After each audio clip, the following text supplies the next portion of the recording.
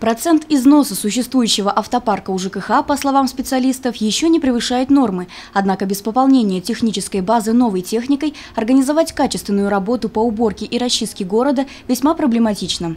В эти дни на подмогу работникам управления жилищно-коммунального хозяйства пришел новый грейдер. По словам работников ЖКХ, грядущей зимой проблем с уборкой снега не возникнет благодаря этому новому мощному снегоуборочному грейдеру. Автогрейдер ГС-1402 изготавливает компания «Брянский Арсенал». Это современная техника, предназначенная для выполнения крупных объемов землеройных и строительных работ на промышленных участках.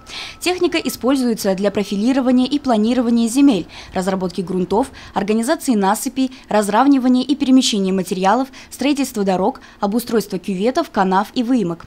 Это современная машина, при сборке которой использованы отечественные и импортные комплектующие. Крупные узлы и агрегаты созданы в соответствии с требованиями пользователей к техническим показателям строительных машин, потому грейдер предлагает владельцам расширенные возможности. На сегодня это, я считаю, для города очень большое достижение. Благодаря главе администрации Сулейманову Халиту Ильичу, который поехал в правительство и, в принципе, смог убедить, что Сибаю надо выделить деньги для того, чтобы поддержать город именно в плане, в первую очередь, в плане снегоуборки, которая, к сожалению, у нас в последние годы хромала в связи с тем, что из 4 грейдеров, которые, в принципе, у нас на балансе существуют, 2 из них стали по объективным причинам. Они устарели. Один 93-го года, другой 96-го года. Сами представляете, что 2 грейдера. И вот у нас, в принципе, мы выстроили специально показать горожанам, что техника есть, живая, здоровая, она работает, практически ни дня не простаивает.